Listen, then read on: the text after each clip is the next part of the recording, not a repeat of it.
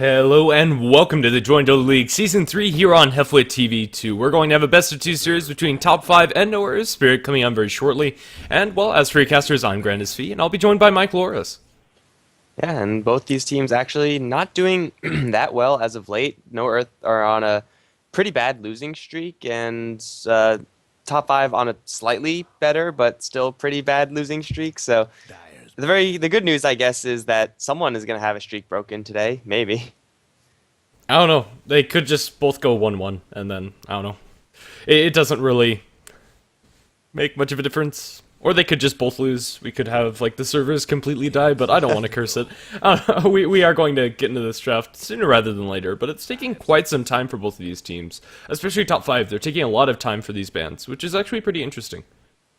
Yeah, I mean, usually there's not much time spent on these bans. You just blast them out because you generally know what you don't want to be playing against. And I would understand a little bit more if this was the second game and they already saw something coming out from Nowhere Spirit, but it's game number 1. You're going in more or less blind. I mean, they obviously have a couple of records of what Nowhere Spirit have done in the past, but I think for the most part, it should just be pretty clear bans for what they really don't want to be playing up against, because though they do get the first pick, the enemy team does get the 2 straight after, so it is a little bit difficult to deal with that. Yeah, it is. Usually there's a pretty solid plan, though. It's very weird to see them use this much of their reserve time without actually seeing anything in the draft. Especially at this point in the meta, it's pretty solid what things are going to be in the first couple of picks of the draft. But that said, there are more than 8 heroes that are top tier or first pick material in the pool, and that changes from team to team. So maybe they're thinking of something that's more No Earth Spirit specific. They aren't disconnected, but Glacius has been disconnecting and reconnecting. Not sure what his problem is, but he's done that twice. Well, I mean, internet just sucks, I guess. I was having internet problems before, and now apparently it's spreading. It's a disease. And top 5, they're going to go with Faceless Void and then burn through almost all their reserve time to ultimately land on Razor. They could pick a first pick Lycan now on the Dire side if they really want to. I don't see why not, but then again, we've seen him go through the pool, and we're going to see him go again through to the second pick, as Skywrath Mage is going to be our first pickup for top 5. Very peculiar seeing the Skywrath Mage prioritized over the Lycanthrope. Yeah, we've seen the power of Skywrath Mage in almost every single game we've casted in the past month or so, but still versus the Lycanthrope, who is, I would say, still a more solid hero, and he is able to do more for your team in general. It's hard to say that Skywrath Mage is a better first pick, especially since now we're No Earth Spirit, they do have access to that Lycan, and it might just be one of those games where Lycan isn't touched at all. Like, that happens occasionally, but very rarely. It's going to be up to top 5 to pick it up for their second, I think, because No Earth Spirit, I don't know. I mean, they could pick it up right now, but there's no reason not to, I guess. Never mind.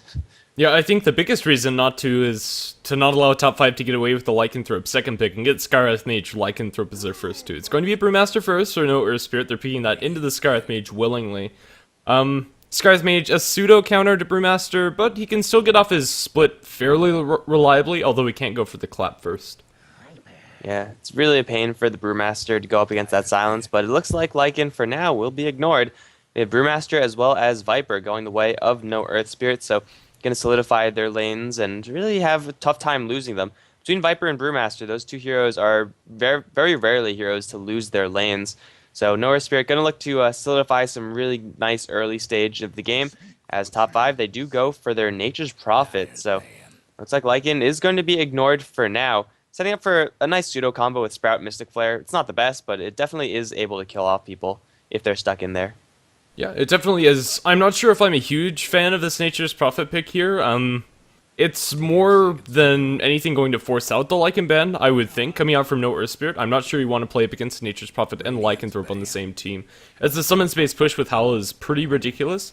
But yeah, as you said, they do have some setup for the Skywrath Mage Mystic Flare, but even as standalone heroes, both of them are pretty solid. Although Nature's Prophet, I usually don't like to see him prioritize this heavily in the draft. I think you can get away with picking him in the second picking stage. Well, I think it does go back to the point you made about the Nature's Prophet forcing out the ban from No Earth Spirit. If you could get rid of one of the enemy's bans, that's a pretty nice win. I mean, you get to work with just a couple more heroes, or I guess one more hero, but they're forcing out a ban in the Lycan, and really No Earth Spirit they can't let top 5 get the Lycan with the Nature's Prophet. Like, you don't want them to have the Lycan.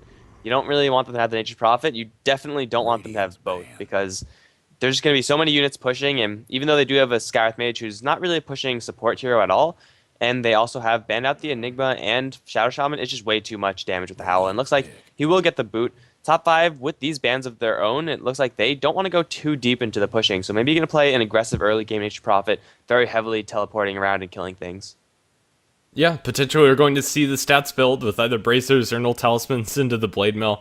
I don't know, it seems so ridiculous, but it does work quite often up against fairly squishy supports. We're not seeing any support so far from No Earth Spirit, or at least I assume we're not. Brewmaster and Tidehunter could be bumped down to that role, but I'm going to hope that these are your cores, with Tidehunter going to the off lane, Brewmaster mid, or Viper mid, and then put the other one in the safe lane. Top 5... I think probably one of their best picks here is going to be the Earthshaker to get their supporting combo all wrapped up here to go with the Scarith Mage. But they might have something else in mind entirely. I have no idea what they're going to pick. Also, if they pick up that Earthshaker, that will deny yet another pick to No Earth Spirit, who are going to be looking for supports of their own. They already have 2 melee heroes, so ideally they want to have ranged supports, and Earthshaker obviously is not that ranged support that they really want, but it looks like top 5, they're going to go for an Invoker. Seeing the combination of Invoker with Nature's Prophet, Invoker Scarith Mage, and it does work pretty decently, and well, so far the lanes from No Earth Spirit doesn't seem like they will be able to shut down an Invoker completely. Top 5, they're just going to go with a lot of global pressure, it seems, and it's not something that you could really commit to fully and be comfortable with that. You can, I guess, if they go for like an Ancient Apparition, Spectre, something along those lines, but I doubt that's going to happen. No Earth Spirit, they're going to, wow, go for a Pugna. I guess it does counter the Skywrath Mage, but I don't know if it fits into their lineup. Yeah, I really don't like this Pugna pick. It's going to force one of the 3 heroes, Tide, Brewmaster, or Pugna, to be played in the support. I'm going to assume that that's the support Pugna. I think that's how No Earth Spirit like playing it. And honestly, support Pugna, he doesn't get online fast enough and offers very little to the laning stage. Yeah, he really needs those arcane boots as well as probably something to tank up like a mechanism or an axe, and he needs a level 4 into his nether blast very quickly. And then also, if you're playing him as a support, the nether ward is going to be less of an issue for top 5 to deal with. They have some heroes that really don't want to have to deal with the nether ward, like your Skywrath Mage and your Invoker. But it's going to be more or less a non-issue if there's only like 1 point into it, and they can just right-click it down very easily.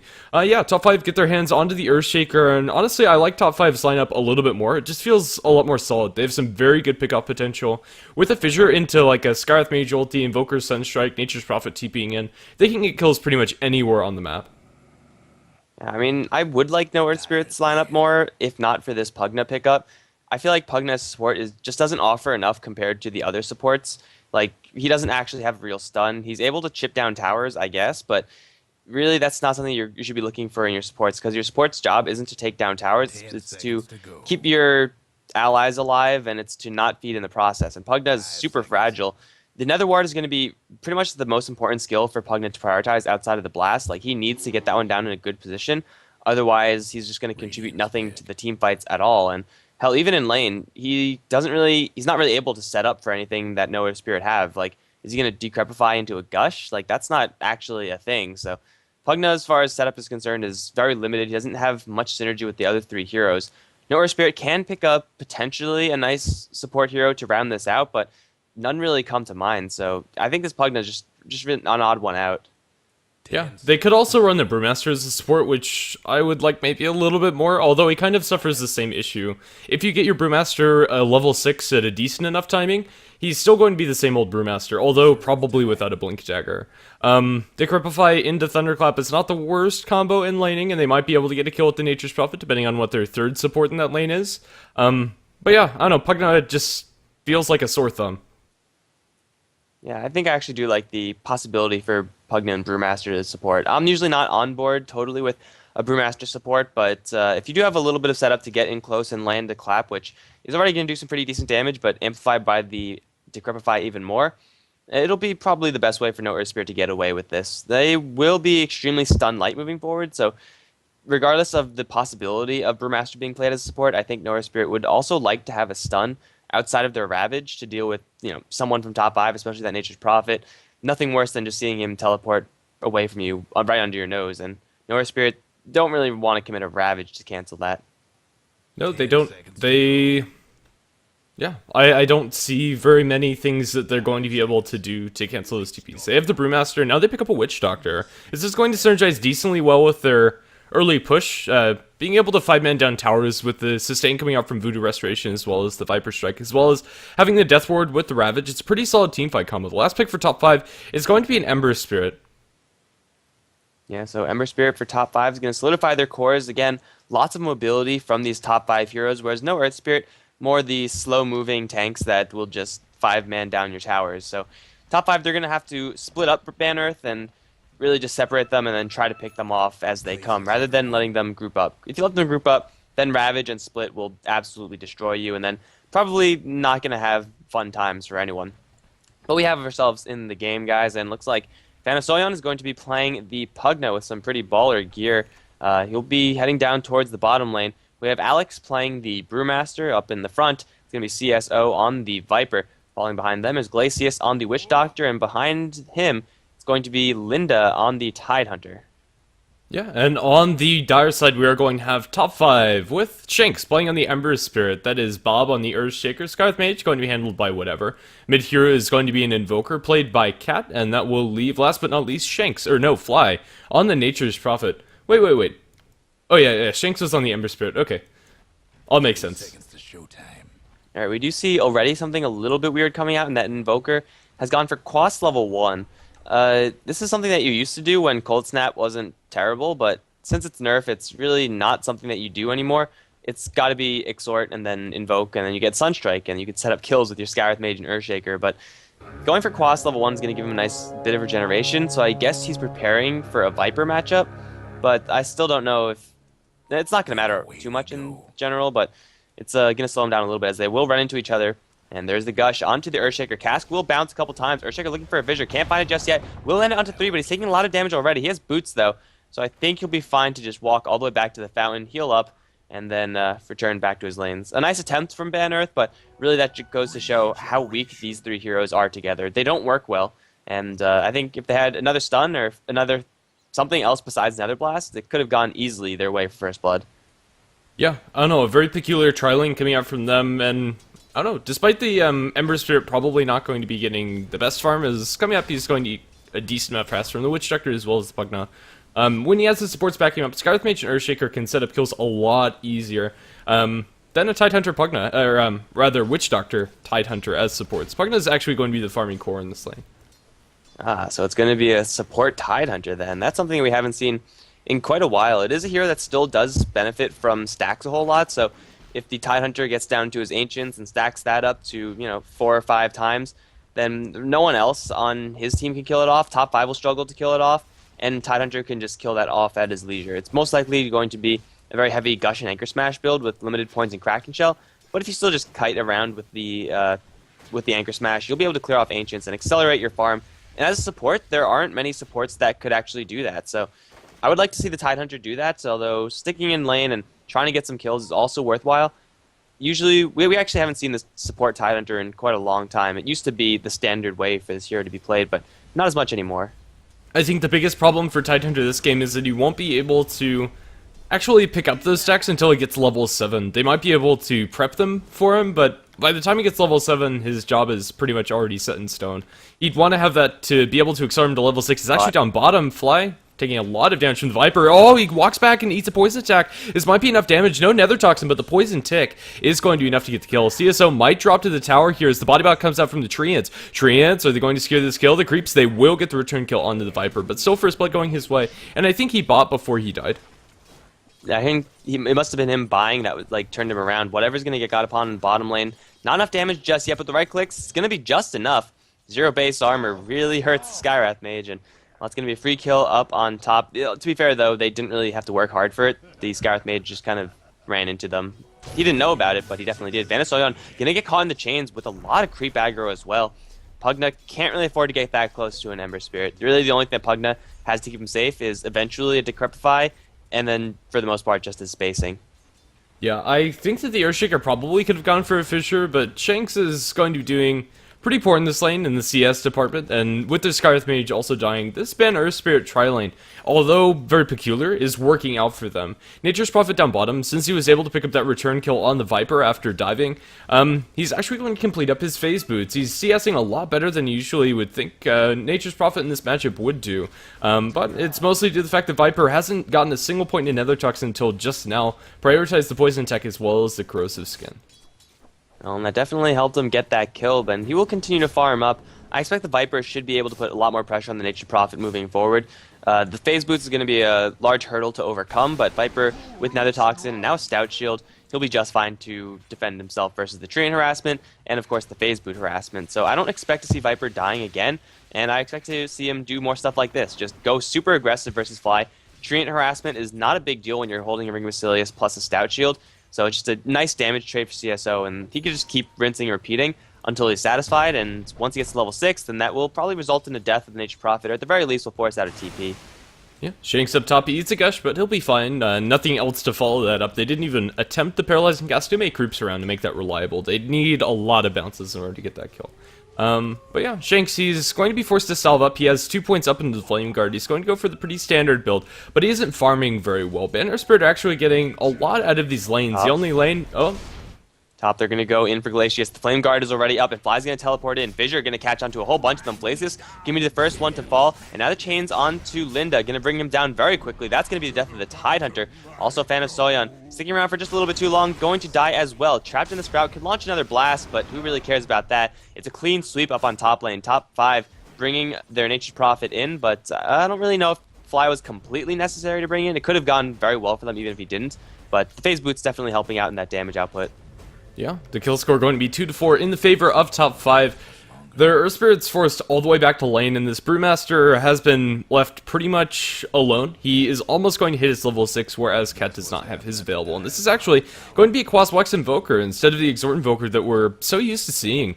I don't know, I'm not sure if I'm really on board with this choice coming out from Cat. I think the Exhort Invoker just would have offered a little bit more. Well, I mean, that does explain why he went for Quas level 1, because Quaswex does get generally a little bit more Quas, and now he's going to focus on to Wex. But as far as using that EMP, there are a couple heroes on Ban Earth that will get absolutely obliterated by that. Tidehunter, if you could drain his mana out before he Ravages, is huge. Same thing with the Brewmaster, and of course everyone else on Ban Earth, really with the exception of Viper, is going to be very vulnerable to that. And now Brewmaster going to go for split over in mid. Cat, though, I guess what he does get with that build is a very easy Ghost Walk. He's going to get chased down, though. He's going to chase down whatever, though, the Brewmaster. And now I think whatever just in the wrong place at the wrong time doesn't have boots. And I don't think he's going to survive, although the Brewmaster will fall back, showing a little bit of mercy, showing a little bit of caution. Skyrath gets to live, and Cat, while using the Ghost Walk defensively against the split, is a perfectly reasonable trade for the Invoker. Yeah, I would say more than reasonable, as that's going to be on cooldown for about 2 minutes, where the Brewmaster can't do very much. He's not going to have his Blink Dagger for quite some time, and probably not before he has the split available again. But usually that first split is going to, I don't know, at least get you a kill. Where you use it. I was going to expect the Scarlet Mage to die, but he'll eventually be fine. As they rotate up towards top, we might see some action. Earthshaker looking for a Fissure potentially. He's going to get gushed up first. There's no follow-up spells, and the Tidehunter just man-fighting here. The Fissure is going to come out. It does block off the Tidehunter. He's just caught in a very awkward corner, and they'll be able to bring him down. Ember Spirit picking that up with the right click. And now looking forward, the Sprout comes through with the Nature's Prophet TPing in. The Pugnant's falling low, and now they're just chasing him down with the Flame Guard. It's being counteracted by the Voodoo Restoration, but now with the chains going the way of Fan of Soyeon. Fan of Soyeon is going to die. Now they step up Glacius. They don't have enough damage, I don't think, to dive him under tower, but he'll be forced back.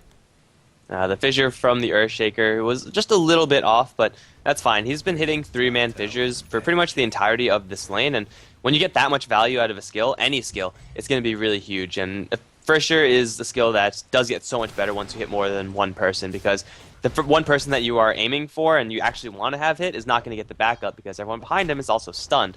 So, you know, super great value from the Earthshaker Fissures, and it'll be just one slightly whiffed Fissure to you know, bring his score down just a little bit, but still he's playing pretty well given the circumstances. Nature's Prophet looks like he will stick up on this top lane, and ooh, he has a Belt of Giant Strength in his inventory. This could only mean one thing. I believe this should be a Necro Book, very early built for him. He wants to push down towers. Yeah, it feels very weird, however, with their lineup. They have an Invoker that's going for Quaswex, and despite giving them more control over the Brewmaster and Tidehunter, it's not going to offer much to the pushing power. And this Ember Spirit, he will do a decent amount of damage. with his build currently, but that magical damage is going to fall off fairly quickly. And I don't know, it's very weird to see Nature's Prophet go for this Necronomicon without going for the Midas first. Viper probably gonna get this tower down in bottom, not gonna be denied by the Nature's Prophet. The creeps get the last hit, and well, that TP, it didn't cost Fly very much. Yeah, just cool down on his TP, and he'll be able to sit in this lane pretty effectively. CSO can't kill him as long as he has TP available, so Nature's Prophet is just gonna sit back until he does have it back up. But Cat coming in with the double damage rune, that's something that can kill the Viper. You drop an EMP Tornado on this already low health Viper, that could be a very easy kill. So far this Invoker has done absolutely freaking nothing. He's sat on the lane for the entire time, and because he has gone for this Quas Wex build, he's actually not outlast hitting the Brewmaster. He should be, because, you know, Brewmaster is, well, I mean, the Brewmaster damage should not scale as well as the Exort's damage should. But going for this build means that Invoker is going to be lacking the base damage, and he'll be losing what he lacks in base damage, he will get in mobility. Mobility doesn't actually mean anything if you're not leaving the lane, so he has to rotate out. Otherwise, this Invoker is going to be literally a worthless hero for top 5. Yeah. I don't know, it's kind of the same situation the Ember Spirits, and although he has been involved in a lot of kills, which is making up for the fact that he's not farming very well, but his impact is going to be delayed. We do have a rotation going on from Cat as they do go into the Ember Spirit. He has a Remnant up towards the north. He will survive for now. Shanks not going to fall to the poison damage. He'll be just fine. He's bottling up, but he won't be able to join back into this fight very effectively. Not sure if the Invoker has been seen. He will be, as he dewards that Observer ward, and now I don't think we're going to see an actual engagement come out of this. Scarlet Mage throws out one of his arcane bolts. Cat's on the front lines, but he can afford to do this with Ghostwalk invoked, and it's a Nature's Prophet that's doing something. Fly taking the tier 1 tower down in bottom with everybody committed up top. From Ban Earth Spirit, it's at the very best just going to be a straight up trade. Well, this is the fight that Invoker wants to take. His EMP is so strong compared to the limited mana pools of Ban Earth. If he hits 2 or 3 with that EMP, then they're just going to be all out of mana. Brewmaster and Viper will almost be completely zeroed at mana, so this will be a crippling spell for the Invoker to land, but he does not have Tornado invoked. He's holding on to the Ghostwalk in case anything does go down. So, Cat, this is like where Wex Invoker shines at early team fights like this, and Alex is going to jump forward for the split. Alex will go straight into the Ghostwalk and the rock onto the Earthshaker. He need a Viper Struck as well. Can't get a single fissure off. Ember Spirit now thrown up into the air due to the Cyclone, and he will fall back into a whole mess of enemy heroes. He does not have a Spirit set up, and he will be focused down. The Spirit trying to get away. Not going to happen. It's going to be Pugna taking the kill with the Nether Ward Blast in top 5. They lose quite a bit on this top lane. And I think they might even lose more if Ban Earth really want to, though Alex without the split is probably going to back off and wait to do that again in another 2 minutes. Yeah, he does have that Blink Dagger putting to get used. The Invoker didn't react at all coming up from that push. He probably could have gone for the Tornado EMP on multiple heroes, and that would have made that team fight go a little bit better for them if he clipped on the Brewmaster. But if he didn't hit that Brewmaster, it would have gone more or less the same. Nature's Prophet still got the tower down in bottom, so it is an even tower trade, but 2 kills going the way of Ban Earth Spirit without any pickoffs or anything going the way of top 5. It will be a win for Ban Earth. Witch Doctor, he's going to be spotted out, although they don't have sustained vision onto him. Well, they'll throw the concussive shot the way of CSO, TPing him with Nature's Prophet. Fisher going to block him off nicely, and with an Necronomicon book on the ground, TP attempt coming out from CSO, it's not going to happen. His Earthshaker bops him with the Enchant Totem to get the last hit. It was pretty bold trying to teleport out from an Earthshaker. I guess Earthshaker wasn't quite level 6, so there was a chance that there was 2 points in Aftershock. Fortunately for the Earthshaker, he didn't go for a super greedy, stunless build, and he will get that kill for his team. And with the Necro units, level 1 only, they will be popped with the Treants, and still this Invoker is more than happy to fight. Now a Cold Snap onto Thanasoyan won't really do too much, as he does take a lot of damage and retaliation from a level 2 Gush. There's the EMP, which will completely drain the Tidehunter mana, but Alex is going to jump in for a clap whack on the Invoker. That's going to bring him down. Thanasoyan going to drop pretty low, but he will mech everyone back up to full. Tidehunter's still a little bit low on mana, so I don't think Ban Earth can really make anything happen here, not for another 30 seconds at the very least, when they'll have a split up. But they defend their tower, they kill off the Invoker. A pretty nice win for Ban Earth there. Yeah, it is, but they are going to lose. Yeah, they're going to get this tier 1 tower down in mid. Arcane Boots are not up for the Tidehunter just yet. He is going to deliver those now. Now that they have 2 pairs of Arcanes, they can reliably get off their split as well as their Tidehunter ultimate. And I think that Invoker's kind of missed a little bit of his window. Currently, Nature's Prophet, he's pushing to his heart's content up in top. He is going to TP.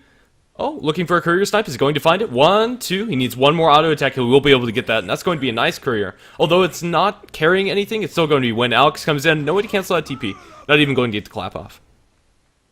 Yeah, as you said with his Invoker, he has kind of lost a lot of his potential. The reason why you see Invokers chill on the mid lane usually is because they have Exort and they're farming at the same time as they're contributing to the team with Sunstrike. When you're running a Wex Voker, you have to be moving around, otherwise your mid lane is just going to be a rather dull farmer, and that's so far what he has been doing. He hasn't thrown out like a single tornado, I don't think. He's thrown out one EMP, I think. It's been this Invoker has had very, very limited contributions to the team, and kind of that's the fault of both the skill build and his overall gameplay together. He's playing like an Exort Invoker, but he has a Wex Voker build, and that just doesn't work. It really doesn't. I think, especially if they wanted to go for this Necrobook on the Nature's Prophet, going for your Exort Invoker would have synergized better with that one. But yeah, we're going to be waiting for top 5 to actually get online. Right now, Ban Earth Spirit are really the kings of the team fight. They have Tidehunter, Ultimate, they have Brewmasters, but we haven't seen a Ravage this game just yet. But I think Ban Earth can pretty comfortably push down a tier 2, especially if they get a kill with the smoke coming out from 4 of these heroes. If they can find a pick off on like the Invoker or the Earthshaker, it could be huge. They are going to be fighting through Ghostwalk, and I'm not sure who has detection, if anybody. They have Dust on the Witch Doctor, so this should be a pretty straightforward kill, especially with the Invoker's positioning here. Cat, I think he's dead. A Defensive Fissure will come out, presumably, but they jump in with the Brewmaster. A Fissure will delay things nicely. They get the Dust, and now they're going to burst down Cat. They only need a couple more auto decks. He's trying to bubble up, but it's not going to be enough, as the club from Alex will pick up that kill. Now the tier 2 tower in mid is not going to look too healthy. Shanks, they're going onto him up top, trying to man fight up against two of these, or up against the Viper is not working out for him. He'll be able to run him away and fly. Looks like he'll get the kill on CSO, or will he? He's going to summon the treants, but he's also going to die. Double kill for CSOs. The poison damage is enough to kill the Ember Spirit. Now they get the tier 2 tower in mid, or eventually will. With the Stain, there's very little stopping them, and that's a huge win for Ban Earth across the map. I didn't think Ember Spirit would die there, and the Nature's Prophet, I thought he'd just back, but underestimating the Viper. You don't mess with Viper, especially when your Nature's Prophet has gone for a Necrobook. If he had gone for, if he was holding the like 3 Null Talisman build, if he had that, Viper would have been down. But with the Necronomicon only level 1, that's not really going to do that much to the Viper. So it's a pretty large display of power at the very least for this Viper. I mean, he took effectively a 2v1 and came out of there not only alive, but with the kill under his belt. And he almost got 2 if the Ember Spirit was any different hero. Ember Spirit ticked down to the poison damage after he remnanted away. Yeah, that was a double kill for Viper. Well, there you go. Well, whatever's sitting down bottom, there's a Blink Dagger on this Brewmaster, however. He does not have the Clap available. Scar's Mage probably going to be forced to back off. He does have a TP, and I think he'll be fine. Nature's Prophet is also in the vicinity. We kind of have an awkward standoff here coming out from Ban Earth Spirit as well as top 5, as Ban Earth are sitting on their side of the river, and we have top 5 on theirs. Posturing around the Roshan pit, but nobody's going to walk into it and actually go for it. As the Invoker is going to be stalked by a Tidehunter, and this could be huge. I think this Invoker is going to die again. Here comes the Blink Clap. They don't have detection. There's the Tornado EMP on the ground. They're going to commit the Ravage before the EMP drains all of the mana, and they'll be able to bring down Cat here. And this Invoker 0-3 and 0 just has not had any impact on this game. And I don't even know what he's going to be building. I mean, that's like a little bit of Drum and then a little bit of Eul Scepter, but not quite either of them. Usually with this build, you want to be maxing out your movement speed and then running around places and being pretty much just a nuisance at max movement speed. You can't catch up to him. You can't run away from him. He will chase you to the end of the earth. But in this game, it's going to be him moving at a rather reasonable rate. And well, they're going to go up for top lane again, top 5. They have Shanks as well as Fly up over here. And CSO, he knows that he is strong enough to handle this. So he's going to get jumped on by the Ember Spirit. He's going to get teleportation support this time by not 1 but 2 heroes. CSO will get chained to the floor, but the poison damage onto Shanks will slow down his escape. He will very slowly get that Spirit out there and then jump away, but CSO will kill the melee Oh, come on, CSO. Yeah, that was very questionable. That shouldn't happen. That's very unfortunate for him. The tower is also not in deny range, so Ban Earth Spirit won't be able to deny that, and eventually the Nature's Prophet should be able to secure that last hit. But yeah, it's going to be a very awkward exchange where the Viper is the only one to die, mostly because of his mistake.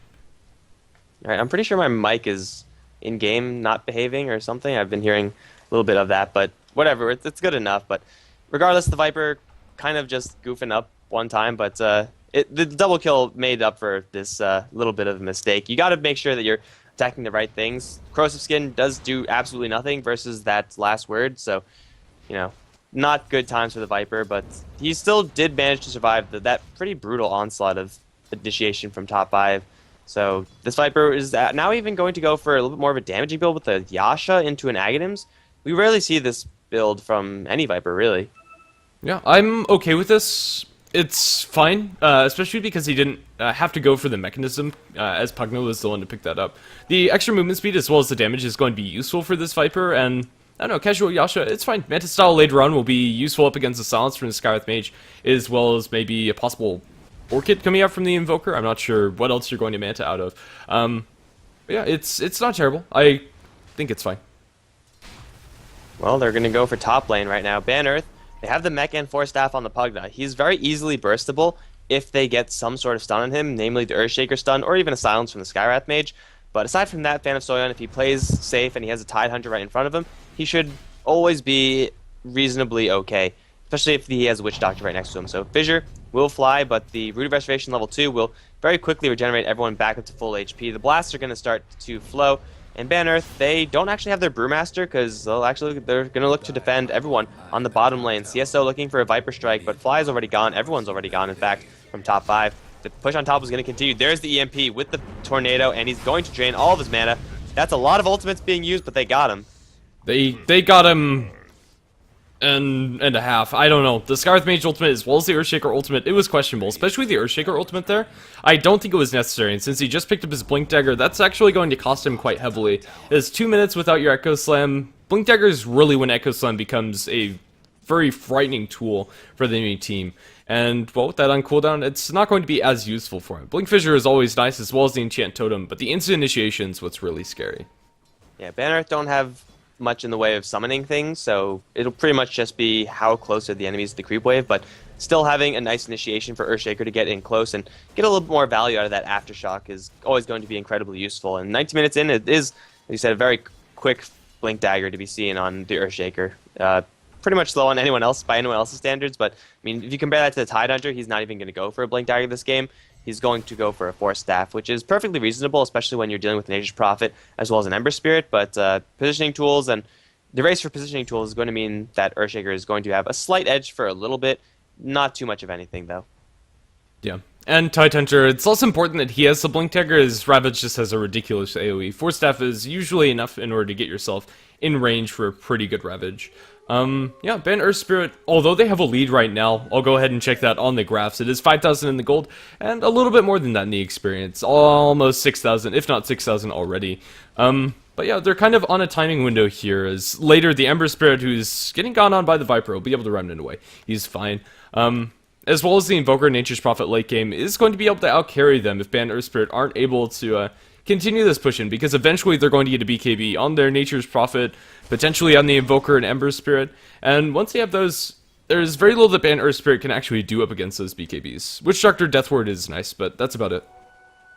Well, the Viper is going for a little bit more of a smashy build, going with that early Yasha, so he'll be able to contribute a little bit more, but really, if Ban Earth sit back too long on this Pugna, then they will just lose the game. That's just the nature of the hero. If you don't do a lot with your Pugna early on and actually snowball that into something that's tangible and helping you to win actively, then you're probably not going to have a great time, as now in top lane, Deafening Blast with an EMP is going to drain most of the Tidehunter's mana, but not completely. He will Arcane Boot up, and now the Ember Spirit going to jump forward, going to get gushed for his troubles, and now he's going to be forced to back off. The Invoker is, well, the MP I thought would tap the Tidehunter out completely, as Fan of Soyon does throw one more blast, gonna get that, and now the Ravage, as well as the Death Ward, whatever is so dead, but everyone else top 5 will survive, except for bottom lane, where the Brewmaster is going solo on the Nature's Prophet. So, I mean, I guess 2 kills for Ban Earth, and they are going to probably continue this. They still have a good amount of health and mana on the Pugna, though EMP, the Echo Slam will be committed, but it won't have to anyone. Linda actually going to stay in strong with that. They're going to kill off the Earthshaker, as Glacius trying to heal his way out of here. With the mech being popped, everyone from Ban Earth is surviving. The Tidehunter being gone upon by the Ember Spirit, stuck in that fissure corner, but Shanks trying to jump out. One more poison attack will kill him off. This Voodoo Restoration plus mech is so devastating. Top 5 just don't have enough damage to get through this. They might lose top Raxes here. I think they just did. There's only a buyback on the Invoker, but he's going to be forced to spend it. What is this buyback actually going to do? A Tornado is going to be nice, but I think they just lost it. Oh no, Silence on the Pug, the Skywrath Mage ulti completely misses. There's a Tornado onto the Witch Doctor, but he still has the Restoration going. They TP in with the Earthshaker, trying to look for a big initiation. He already spent the Echo Slam earlier. Cold Snap towards CSO, he drops the Fissure, stunning up the Viper, but he's the one that's taking the majority of this damage, and they'll be able to bring him down. Killing Spree for CSO, and while they're going to get towards these racks, the Invoker's right-clicking, but he's going to be zoned out by the Tidehunter, pretty much doing nothing. And while Skywrath Mage, he's going to throw an Arcane Bolt, but that's about all he can do. This melee barracks is going to fall one way or another. Everyone's back for top 5. They want to get something out of this. They're going to jump onto Linda, and they will probably be able to kill out the Earthshaker as well as the Witch Doctor. There's only so much value you get out of the Voodoo Restoration, but CSO still in the enemy base is at the very least going to get 1 kill, then trying to TP out. Not going to happen. Shanks of the Chain is going to cancel that, and CSO will pay the price. But it's 22 minutes in and they get a set of Raxes. And the scary thing is that was the entire time fighting with only 4 heroes. The Brewmaster had no part in that at all. He was on the bottom lane for literally that entire time. And if the Brewmaster was in the area, that would have been so much easier for Ban Earth. It really would have been. He's not going to have his ultimate up until just about now. It's going to come off cooldown in 1 more second. There you go. Brewmaster is going to have that in the next fight. It is going to be Aghanimed up. But yeah, I think this game is in Ben Earthspirit's court. Although it's not over for top 5, is if they're able to push out against these lanes. And with the Nature's Prophet as well as an Ember Spirit, they definitely can. They will have that late game advantage to fall back on. But a Rax this early on for Ben Earthspirit is a very large advantage to overcome. And Pugna's going to take that as a cue to go for the bottom lane most likely. Roshan hasn't been attempted just yet. Top 5, they could ordinarily go for it if they had Forge Spirits to tank, but since they don't, it's going to be a little bit slower and a little bit less of a possibility for them. There's going to be 2 Aghanims picked up before the next push. It's going to be Viper picking up his right now, as well as the Pugna who's going to have his very shortly. The Brewmaster already has his, so that's 3 Aghanims total that are going to come up, and Witch Doctor is working on his, and this is going to be very deadly from Ban Earth. They're going to smoke up and head towards bottom lane.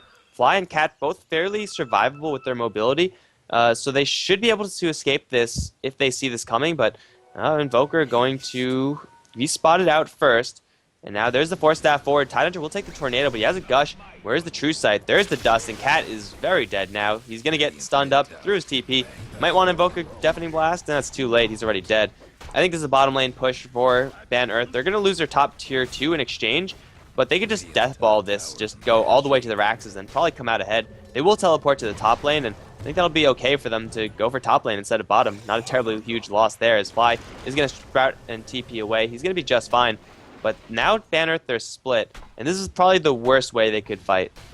It really is. They want to be fighting as a 5-man unit. There's a nice Self-Fissure, and now the Echo Sun follow-up, and Chant Totem onto 2. Where's the follow-up? He doesn't have it. Here comes the Nature's Prophet. He's going to focus down Glacius, but the Ravage is going to come out defensively onto 2 of them. Force Staff on the Witch Doctor, as well as Voodoo Restoration will keep him pretty safe. We have a Sprout going the way of the Tidehunter, but no follow-up yet again. Now CSO joins the fray. Now they're going to turn and fly. Silence Sky with Mage ulti, going to drop the Tidehunter very low, but he's able to get out of that with the Kraken Shell, and I think nobody is going to die. That was actually remarkable that no one died, but Tidehunter did use the Ravage to bail Glacius out, who was very quickly regenerating back the Tidehunter, you know, in kind of to repay him. Pugna messed up and bought the wrong Aghanim Scepter part, so that's a little bit awkward, but I don't think he noticed it either. It might be BKB eventually, but there's no reason to never know. So he just definitely messed up. They're going to go for bottom lane regardless. They got delayed for a little bit, but that delay is not going to last very long. They will be forced to fight without Ravage, which sucks, but they do still have a split that is level 3 and Aghanims, and I don't know if there's anything at top 5 that they could do in order to really counter that. Yeah, well, we are going to get back into this game as the pause was only a short one. I think that Fan of Swain was lagging a little bit, but that's about it. So now we go into this tier 2 tower push in bottom lane, coming up from Ban Earthspirit. It should be a pretty straightforward one.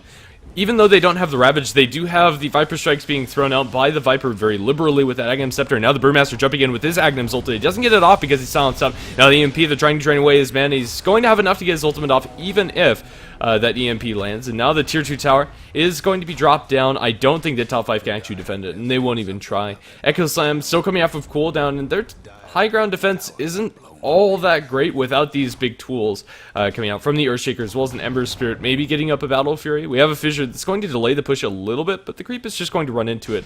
In fact, I think that might help them. Ember Spirit jumps in, gets the chains onto 2. No follow-up for that one, however. The Ice Wall is going to delay things as the Brewmaster comes in with a split. They're going to go into whatever. Whatever is going to fall very quickly with the clap going out as well. And now they're just going to be completely zoned out as their Banks is going to fall. They're going to throw the Glyph. It will delay things for 5 seconds, but now the Brewmaster, he throws one up in the air. The Invoker is going to be sitting around, and the whole team is just nowhere to be found. Fly's coming in from the sidelines with Necronomicon as well as the Treants. It's going to help potentially. We don't have a Ravage for 40 seconds, and, well, they'll be cleaned up by the Pugna Blast, and, well, the Brewmaster's still going strong. We have a Fissure to delay things. CSO, as well as the Brewmaster, are able to kill on the Shanks. Witch Doctor kills himself a melee. Necronomicon is the ultimate coming out from the Viper. It's going to kill the Skywrath Mage. They force him outside of the Mystic Void, but the damage has already been done. Gush going to be thrown out towards the Earthshaker, and one crit coming out from Alex Z is going to be enough to get that kill. Shanks is still flirting around with Alex here, as Alex is completely out of mana. He's pretty darn tanky, though, with the evasion as well as 2,000 HP. Viper Strike thrown out of CSO. Looks like he's going to lose his life finally in the backlines of that fight. Decrepify coming out. He's going to live. No, the Tornado is going to kill him eventually. Or will it? The Corrosive Skin. No, there we go. The last Slide of Fist is going to be enough, as Shanks is going to be focused down by too many enemy heroes. 4 staff away. Don't think it's going to be enough, or will it? One more from the Pugna will be there, as the Witch Doctor ultimate is cancelled by the Deafening Blast. There goes the Ravage inside the enemy base. Gushing to fly. Now the Thunderclap. They're going to get that kill, and Cat is also going to die to the Anchor Smash. They haven't focused down these barracks, but eventually they will fall, as Phantom Stone as well as Glacius are going to make sure of that. And although a fairly sprawled out and kind of messy fight, Banner Spirit are going to come out on top. They do lose their Brewmaster to the Earthshaker on the backlines. I think that was a Fisher kill, but I didn't actually see that happening. Still, Banner Spirit looking very solid in this game. Yeah, at a certain point, that fight was not about taking the Raxes and more for trying to force the GG out of top 5. Like, when you constantly are ignoring the Raxes and going behind them and trying to kill off the top 5 heroes, that's a message that says, we are in control of this game. You are not going to win no matter what you do. And Banner Earth, they essentially just fountain farmed top 5. 28 minutes into the game, that's very difficult to do, but they did it. And they also took the Raxes, so off of that display of power, I don't see Banner Earth losing this game. I mean, top 5, they were fighting with buybacks and with fountain regeneration for a lot of the time. They just couldn't make anything happen. And now 2 Raxes down, or I guess 1.5 Raxes down, top lane ranged is still alive somehow. They're just going to start to slowly lose the rest of their base. Brewmaster's going to be up in 18. He's going to come right back, and then they're just going to go all 5 down the mid lane and do exactly what they did to the top lane and exactly what they did to the bottom lane and just try to force out top 5. And top 5, they're pretty much just completely out of it, being 2 Raxes down. Yeah. They were forced to buy back on their Ember Spirit, so Battle Fury is a distant dream for Shanks. So we're not even going to have the dream of, like, a Battle Fury with Divine Rapier to win the game for them. I don't really see how they're going to be able to take this out. And since it is a best of 2 series, and not just a one-off best of 1, I think you just call GG here.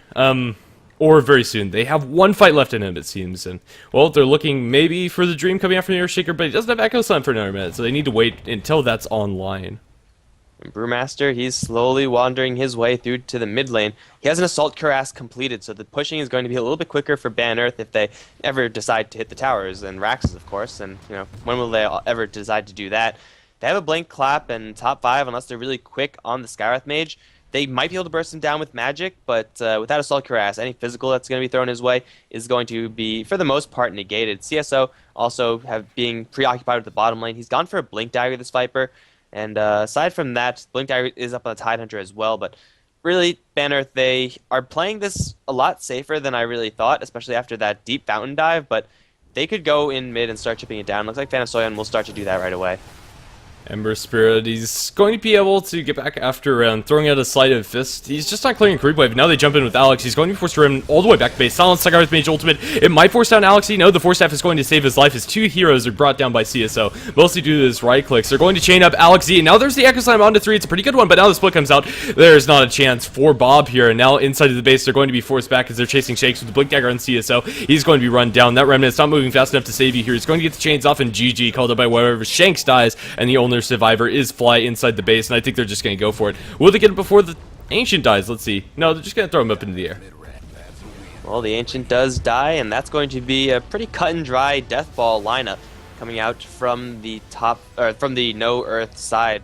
So it's a pretty nice win for them, as we were kind of baffled by that Pugna pickup because we assumed that the Tidehunter was going to go towards the offlane and was played as a core. But in this particular game, Tidehunter support worked out pretty decently for the No Earth Spirit side, and they rode that Pugna pushing all the way to victory, although I think it's fair to say that the Viper did a lot of the heavy lifting that game.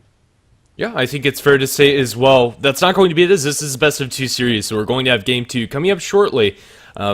So, next lobby will be up momentarily, and we'll get into that game as fast as possible.